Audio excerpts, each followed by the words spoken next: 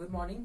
आज हमारी क्लास सुबह सुबह लगेगी। सुबह सुबह हमारा जो ये चैप्टर चल रहा है इसका सेकंड एक्सरसाइज हमारी चल रही है। फर्स्ट एक्सरसाइज हमने पिछली वीडियो में कर ली। अगर आपने वो वीडियो नहीं देखी तो मैंने लिंक डिस्क्रिप्शन में दिया हुआ है, वहां से आप जाके देख सकते हो। उसके बाद आप ये देखो, क्योंकि अगर वो देखोगे तभी आपको ये समझ आएगा। ठीक है, वो उस जो वीडियो का हर एक कंसेप्ट जो मैंने सिखाया आपको, हर एक कंसेप्ट आपको पता होना चाहिए। अगर आपको हर एक कंसेप्ट पता है तो आप ये आसानी से कर पाओगे, क्योंकि मैं ये पूरा क्वेश्चन सॉल्व नहीं करूंगा, आपके लिए छोड़ूंगा। ठीक है, तो अगर आपको कोई डाउट है तभी मैं पूरा क्वेश्चन सॉल्व करूंगा। ठीक है, चलो फर्स्ट क्वेश्चन की तरफ चलते हैं। फर्स्ट क्वेश्चन में क्या कहते हैं? फर्स्ट क्वेश्चन में एक क्लास है, उसके अंदर 10th क्लास है। ठीक है, 10th क्लास के 10 बच्चे दिए हुए हैं टोटल। ठीक है, 10 बच्चे दिए हुए हैं, उसमें लड़कियां भी और लड़के भी हैं। तो चलो हम देखते हैं। सबसे पहले आपको क्या काम करना है? लेट करना है। लेट किसे करना है? नंबर ऑफ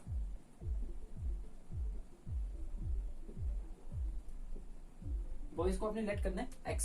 ठीक है, नंबर ऑफ बॉयज को आप कितने लेट करोगे? x। Number of girls y। ठीक है, अब हमने नंबर ऑफ बॉयज को x से डिनोट किया, x इसकी वैल्यू है, और नंबर ऑफ गर्ल क्या है? y। ठीक है, इसके बाद हम क्या करेंगे? इसके बाद हम देखेंगे कि कितने बच्चे हैं टोटल। 10 बच्चे हैं। ठीक है, तो यहां पे हम लिख देते हैं टोटल स्टूडेंट्स। अब देखो टोटल स्टूडेंट्स का क्या मतलब हो गया? टोटल स्टूडेंट्स हमें दिए हुए हैं 10। अब टोटल स्टूडेंट का क्या मतलब है? टोटल स्टूडेंट का मतलब है उसमें बॉयज भी आ जाएंगे, गर्ल्स भी आ जाएंगे, उनको मिला के क्या बनेंगे? टोटल स्टूडेंट बन जाएंगे। बॉयज हमें पता है x और गर्ल्स हमें पता है y, जो हमने लेट किया अभी। ठीक है, तो हम कैसे लिखेंगे? टोटल स्टूडेंट में x plus Y equals to 10। ये हमारी फर्स्ट इक्वेशन बन चुकी। ठीक है, 2 इक्वेशन हमें चाहिए होती है, उससे हम ग्राफ बनाते हैं। ठीक है, x और y की वैल्यूज निकालते हैं, वो आप खुद निकालोगे, वो मैं नहीं निकाल रहा। ठीक है, तो यानी कि अगर वो निकालने बैठ गया तो मेरी सारी वीडियो इसी में ही चल जाएगी। काफी लेंथी सवाल होते हैं, आपके कम से कम 2 या 3 पेज तो भरेंगे, डिपेंड करता है आप कितना टाइटली लिखते हो। तो देखो x plus Y equals to 10, यहाँ से आप y की वैल्यू निकाल लोगे। ठीक है, जैसे मैं थोड़ा सा बताया हूँ, y की वैल्यू हम जैसे निकालते होते हैं 10 माइनस x, ये हम y की वैल्यू निकाल लेते हैं। उसके बाद आपको क्या कहा गया है?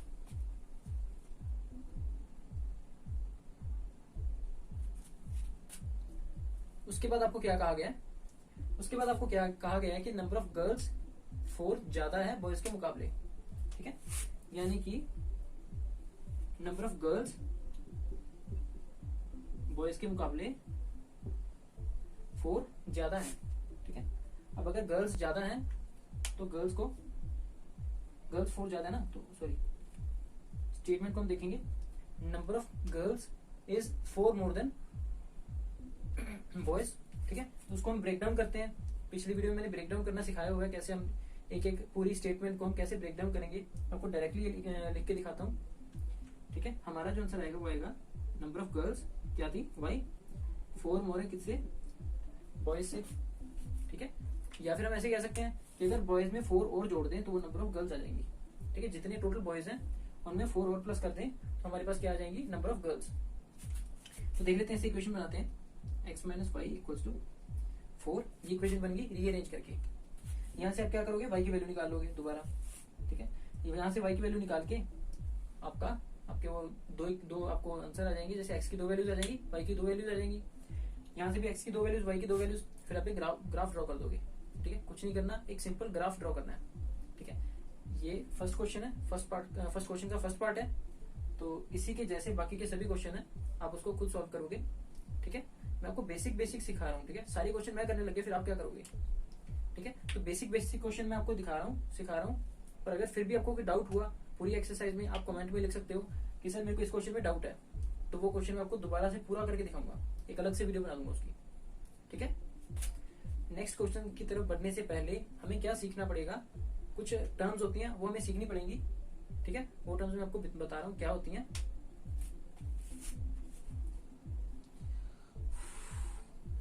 इंटरसेक्ट, पैरेलल और कोइंसाइड्स।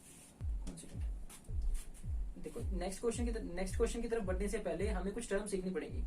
ठीक है, वो टर्म्स क्या है? फर्स्ट टर्म आपकी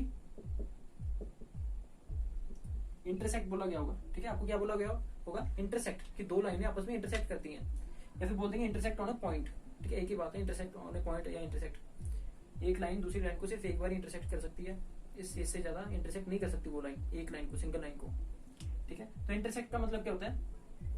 ये एक लाइन आपकी जब भी हम एक ऐसी लाइन खींचेंगे जिसका एक पॉइंट इसके एक पॉइंट को टच कर रहा होगा, या फिर हम कह सकते हैं इन दोनों का वो पॉइंट सेम होगा, तो हम उसे क्या कहेंगे, इंटरसेक्टिंग पॉइंट। ठीक है, और उन दोनों लाइंस को हम क्या कहेंगे, इंटरसेक्टिंग लाइंस, क्योंकि वो एक दूसरे को इंटरसेक्ट कर रही हैं।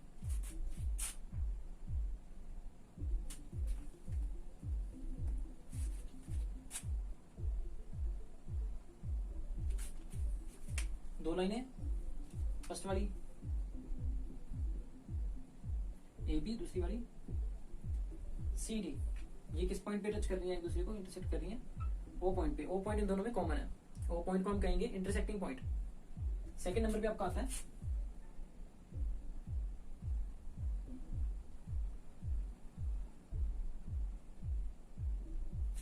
Parallel point, parallel line, sorry parallel line. अब पैरेलल का मतलब क्या होता है, पैरेलल का मतलब होता है जब भी दो लाइनें इस तरह से हमने खींच दी कि वो कभी भी आगे जाके नहीं मिले, ठीक है, पीछे भी ना मिले आगे भी ना मिले, कि वो लाइन, फॉर एग्जाम्पल ये दोनों लाइन है, ठीक है, ए बी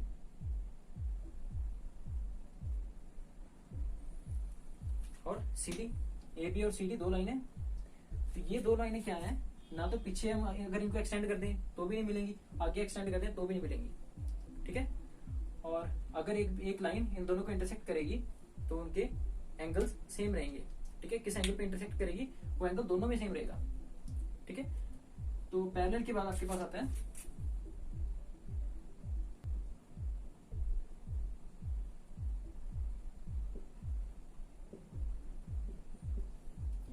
कोइंसिडेंट।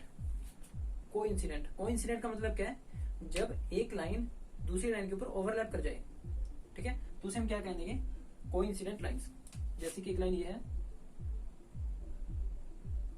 इसी के ऊपर अगर मैं एक और लाइन बना दूं, तो मैंने आपको दो लाइनें बना के दिखाई हैं इसी लाइन के ऊपर, ठीक है, इसी लाइन के ऊपर दो लाइनें हैं, ठीक है, पहले मैंने बनाई फिर उसके ऊपर एक और बनाई। अब अगर कोई और आके बाहर से देखेगा तो वो तो कहेगा ये सिंगल लाइन ही है, तो ये सिंगल लाइन ही है। जो कॉन्सिडेंट लाइंस होती हैं वो इसी तरह से होती हैं कि एक लाइन पड़ी होती है बिल्कुल उसके ऊपर, बिल्कुल उसी साइज की, बिल्कुल उसी लेंथ की, दूसरी लाइन उसके ऊपर आके चिपक जाती है, ठीक है, उसे हम कह देंगे कोइंसिडेंट लाइंस, ठीक है। चलो क्वेश्चन की तरफ बढ़ते हैं। नेक्स्ट क्वेश्चन जो हमारा इसी से रिलेटेड है, हम करते हैं अभी क्या क्वेश्चन है, देखते हैं।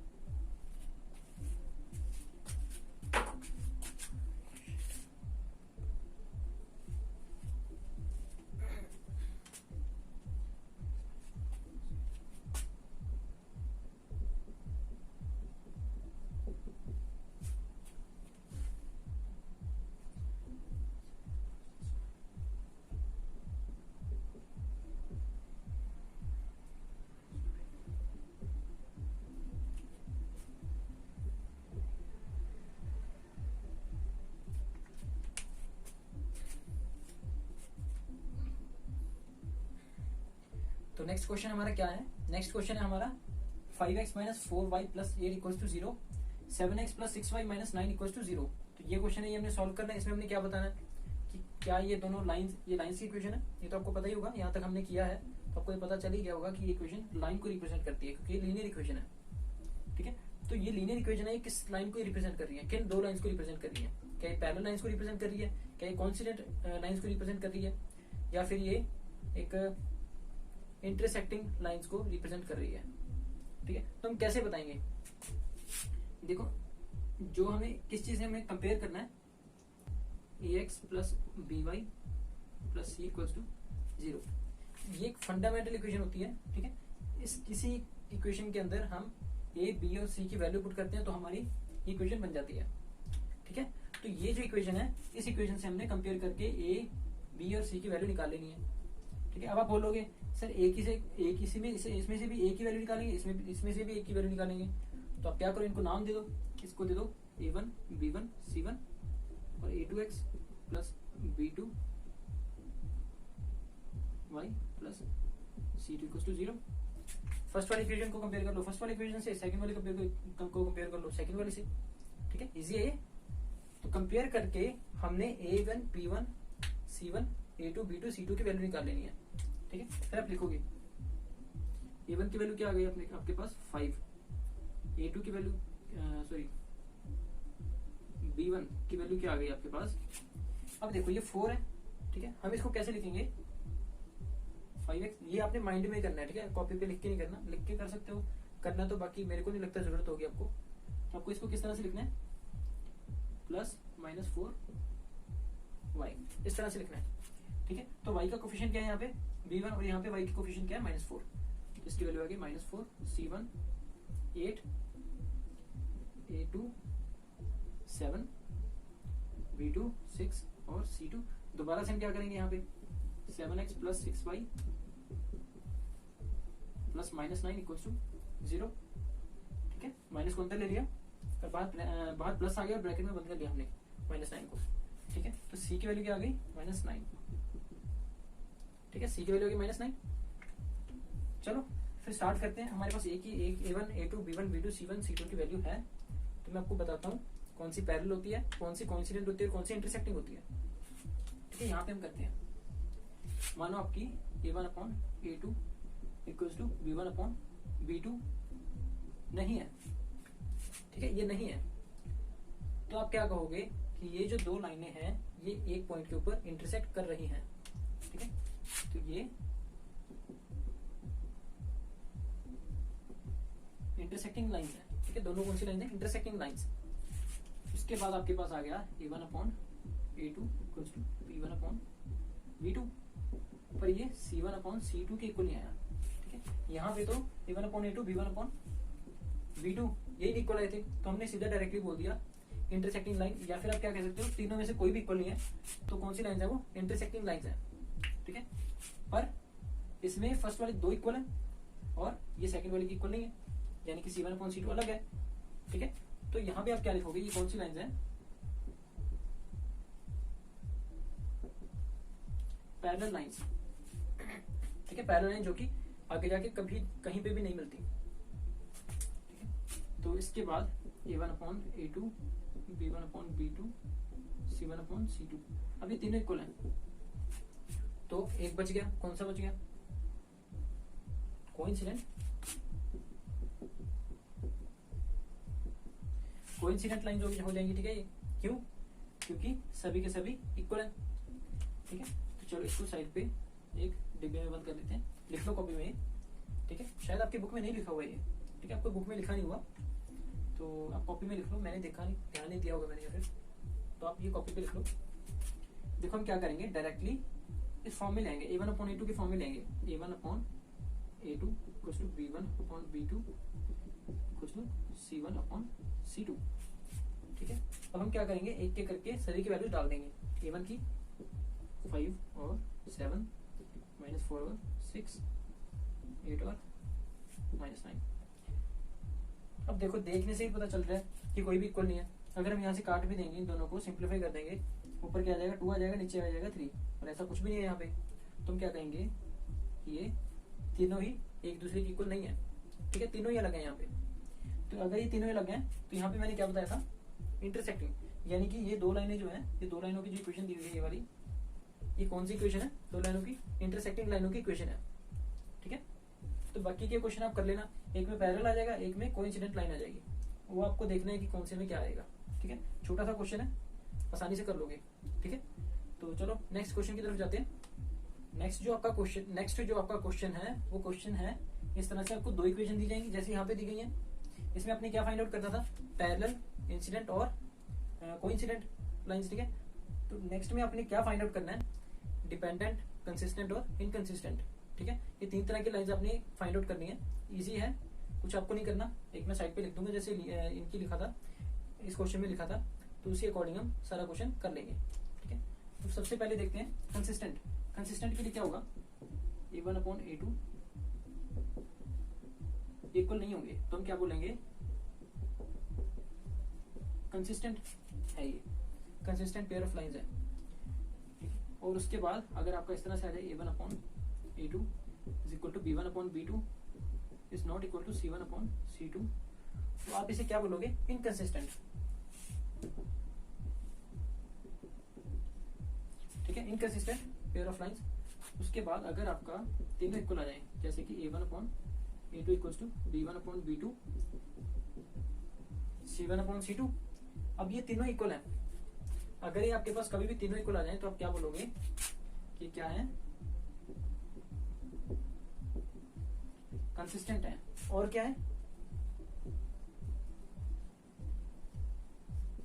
डिपेंडेंट।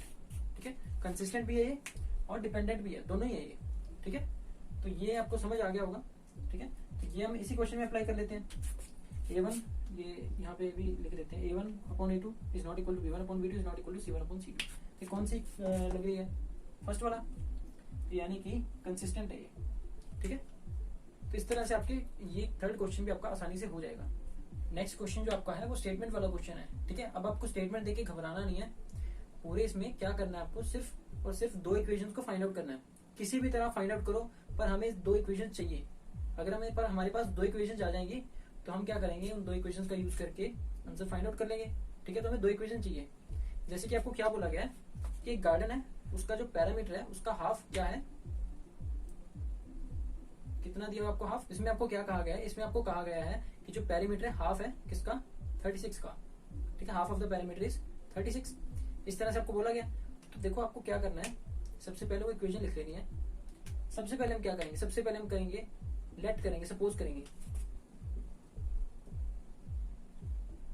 x और y लेट करेंगे, है ना। x और y किसको लेट करेंगे, विड्थ को हमने x सेंटीमीटर मीटर कुछ भी आप लिख लो यहाँ पे अपनी मर्जी से, यहाँ पे कुछ भी आप इसके यूनिट्स लिखो, सॉरी लेंथ आपकी हो जाएगी, मीटर लिख देता हूँ मैं, x मीटर और y मीटर। ठीक है, ये आपकी है विड्थ और लेंथ। अब ये आपने सपोज कर ली, अब आप आगे बढ़ सकते हो। फर्स्ट स्टेप आपका यही है। सेकंड स्टेप में आपने क्या करना है, पूरी स्टेटमेंट को ध्यान से पढ़ना है। ठीक है, ध्यान से पढ़ो, उसके अंदर क्या लिखा है। उसके अंदर लिखा है कि half of the parameter is equal to 36, 1/2 of x plus Y equal to 36। क्योंकि देखो पैरामीटर क्या होता है,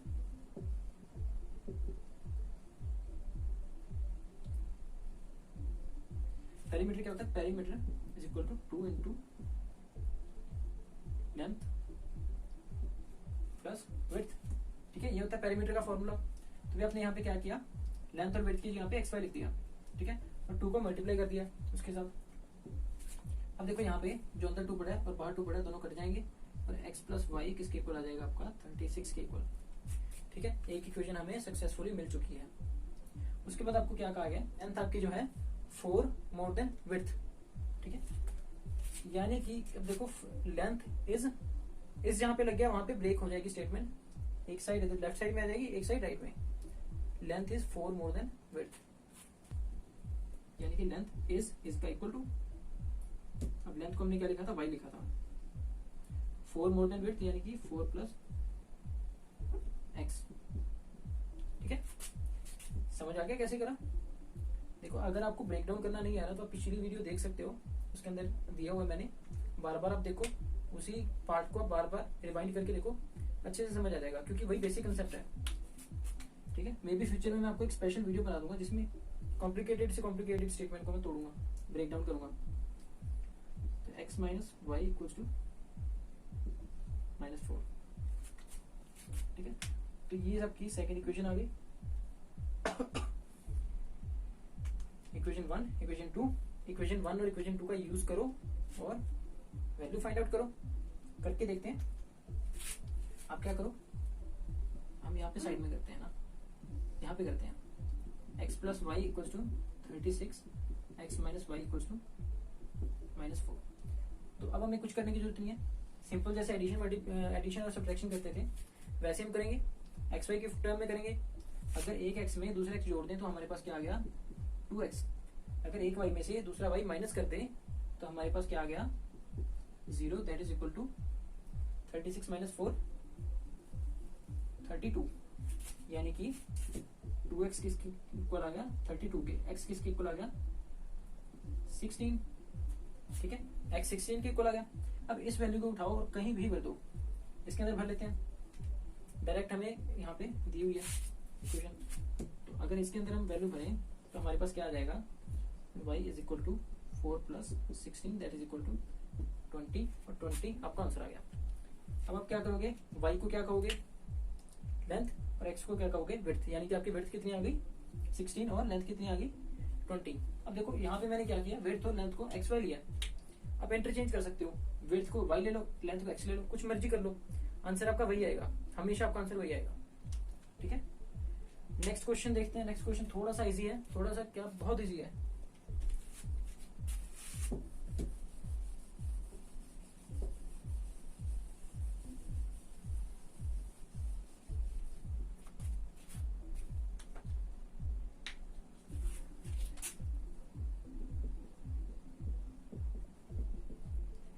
ये आपका क्वेश्चन है, ये आपका क्वेश्चन है। इस क्वेश्चन के अंदर आपने क्या करना है, इस क्वेश्चन के अंदर सिर्फ आपको एक इक्वेशन दी हुई है, वैसे हमें दो इक्वेशन दी होती हैं, इसमें सिर्फ एक इक्वेशन दी हुई है, और आपको क्या बोला गया है, एक इक्वेशन का यूज करके आप दूसरी इक्वेशन निकालो जिसमें कौन कौन सी चीजें ट्रू हो। एक तो इंसिडेंट हो पार्ट 1, पार्ट 2 पैरेलल हो, और पार्ट 3 कोइंसिडेंट हो। ठीक है, पार्ट ऊपर नीचे हो सकते हैं, पर सारा क्वेश्चन यही है। ठीक है, पहले पैरेलल प्रूव करना है, कंसिस्टेंट और कोइंसिडेंट और इंटरसेक्टिंग लाइंस। ठीक है, तो अब क्या करोगे, डायरेक्टली अपनी मर्जी से वैल्यू भरोगे। ठीक है, अपनी मर्जी से कोई भी वैल्यू भरो, बस आपके वो रिजल्ट सही आने चाहिए। ठीक है, ये आप खुद से करोगे। ठीक है, ये मैं कुछ नहीं करवा रहा आपको, ये आप खुद से करोगे, काफी इजी क्वेश्चन है। ठीक है, जैसे कि आपको दी हुई है ना वैल्यू a1/a2 = b1/b2। ठीक है, यहाँ पे आपको a1 और a2 की वैल्यू इस तरह से भरनी है कि b1 और b2 की वैल्यू डिफरेंट आए। ठीक है, मान लो मैंने a2 की वैल्यू तो भर दी 3, a1 है 2, a2 की वैल्यू भर दी 3, और b2 की वैल्यू 3, और b1 की वैल्यू 3 और b2 की वैल्यू मैंने भर दी 2। तो डिफरेंट है ना, यहाँ पे डिफरेंट हो गई, तो यानी कि एक चीज प्रूव हो गई। वो क्या, कौन सी चीज प्रूव हुई वो आप देखो। ठीक है, ये क्वेश्चन में कुछ नहीं, बिल्कुल इजी क्वेश्चन है, कुछ नहीं करना है इसमें, अपनी मर्जी से कोई भी वैल्यू उठाओ और भर दो, सी की वैल्यू भरनी जरूरी है। ठीक है, आपको एक इक्वेशन में आंसर देना है। ठीक है, आपने ऐसे नहीं आंसर देना कि a1/a2 b1/b2 और दोनों की वैल्यू भर दी, दोनों को नॉट इक्वल टू का साइन लगा दिया दोनों के बीच में, नहीं, पूरी इक्वेशन लिखनी है जो आपने नई इक्वेशन बनाई। ठीक है, अपनी तरफ से जो मर्जी इक्वेशन बनाओ। ठीक है, वैल्यू पर उस इक्वेशन की कहाँ पे भरो, ax + by + c = 0, इसके अंदर आप वो वैल्यू भर दो, यही आपका आंसर होगा। ठीक है, a1 b1 और c1 a2 b2 और c2 की वैल्यू इसके अंदर भरनी है। नेक्स्ट क्वेश्चन जो है, नेक्स्ट क्वेश्चन है आपका एक्सरसाइज के अंदर से है, फर्स्ट वाली जो एक्सरसाइज है उसी के अंदर से है। तो शुरू वाला पार्ट जो है आप खुद सॉल्व करोगे। ठीक है, ये सारा क्वेश्चन आपने खुद सॉल्व करना है। मैं सिर्फ आपको जो एंड में जो क्वेश्चन पूछा गया है, क्या पूछा गया कि ट्राइंगल की वर्टेक्स को फाइंड आउट करो। ट्राइंगल की वर्टेक्स क्या होती है, ये एक ट्राइंगल है जहाँ पे दो लाइनें मीट होती हैं, उसे हम कह देते हैं वर्टेक्स। एक वर्टेक्स, दूसरी वर्टेक्स, तीसरी वर्टेक्स। ठीक है, तो हमने क्या करना है, सिर्फ वर्टेक्स के डायमेंशन फाइंड आउट करने हैं। ठीक है, बस यही आपका क्वेश्चन है। ठीक है, और जो आपका ट्राइंगल बनेगा इस तरह से बनेगा, यानी कि एक्स एक्सिस के ऊपर बनेगा। ठीक है, ऐसी कोई लाइन जारी होगी। ठीक है, तो ये आपका ट्राइंगल आ गया। ठीक है, इस तरह से आपका ट्राइंगल बनेगा। देख लेते हैं ट्राइंगल बना के देख। तो ये जो आपका क्वेश्चन है उसको सॉल्व करके दो इक्वेशन बन जाएंगी। दो इक्वेशन से, फर्स्ट इक्वेशन से ये वाली वैल्यू निकल जाएगी, सेकंड इक्वेशन से ये वाली वैल्यू निकल जाएगी। ठीक है, तो इन वैल्यूज को आप इस ग्राफ के अंदर भरोगे। एक लाइन ये रही आपकी, दूसरी लाइन ये रही। फर्स्ट लाइन को फिलअप करते हैं, एक्स की वैल्यू कितनी है 0 और वाई की वैल्यू 1, यानी कि यहाँ पे आपका एक पॉइंट लाई करता है। ठीक है, ये रहा आपका एक पॉइंट। और सेकंड नंबर पे एक्स की वैल्यू 1 और वाई की वैल्यू 2, तो सेकंड वाला पॉइंट ये रहा। ठीक है, आप ऐसे करके इसको एक्सटेंड कर दो, जितना लंबा करना कर ले जाओ। ठीक है, और उसके बाद सेकंड वाली जो लाइन है इसकी इक्वेशन क्या है, ये आप थोड़ा करेक्ट कर लेना, मार्क करना, स्केल से अच्छा बन जाता है। एक्स की वैल्यू क्या है 0 और वाई की वैल्यू 6, वाई की वैल्यू 6 और एक्स की वैल्यू 0, यहाँ पे बनता पॉइंट। और उसके बाद एक्स की वैल्यू 2, वाई की वैल्यू 3, 2 और 3, यानी कि यहाँ पे बन गया। देखो आपने जब भी ये इसके अंदर फिलअप कर देनी है तो हमारी दो लाइनें बनती हैं। ठीक है, लाइन 1 ये इक्वेशन है, लाइन 2 एक इक्वेशन से वैल्यूज निकली थी। ठीक है, ये वैल्यूज होके पॉइंट्स। ठीक है, पॉइंट्स को हम यहाँ पे लगाएंगे, जैसे हमने यहाँ पे पॉइंट्स लगाए हैं। ठीक है, तो हमारा क्या बना, यहाँ पे एक ट्राइंगल बन गया, दो लाइनें बन गई। सबसे पहले जब भी दो लाइनें आपस में मीट करी और एक्स एक्सिस के साथ एक ट्राइंगल बन गया। क्वेश्चन में क्या कहा गया, आपको उस ट्राइंगल को हाईलाइट करना, तो मैंने हाईलाइट कर दिया। उसके बाद क्या कहा गया कि आपको उसके जो वर्टिक्स है उसकी डायमेंशन जो है उनको बताना है कि उनकी डायमेंशन क्या है। ठीक है, तो मैंने ऐसे आपको सिर्फ बताने के लिए उनके वर्टिक्स का नाम रख दिया। एक वर्टिक्स है ए, दूसरी है बी और तीसरी है सी। ए वर्टिक्स का क्या डायमेंशन है 2 3, बी का क्या डायमेंशन है -1 0, सी का क्या डायमेंशन है 4 0। ठीक है, ये तीनों का डायमेंशन है। आप जब ग्राफ भी बनाओगे ना बहुत इजी है ये बनाना, सिर्फ आपको पॉइंट्स को फिलअप कर देना इसके अंदर, वो मैंने ऑलरेडी बताई थी आपको। ठीक है, इसी के साथ हमारा जो पूरा चैप्टर है, इसी के साथ हमारा जो पूरी एक्सरसाइज है 3.2 वो कंप्लीट हो गई है। काफी बड़ी एक्सरसाइज थी। ठीक है, तो प्रैक्टिस करना और सभी क्वेश्चन हो जाएंगे। फिर भी अगर कोई क्वेश्चन ना पता लगे तो आप मेरे से पूछ सकते हो, कमेंट कर सकते हो नीचे।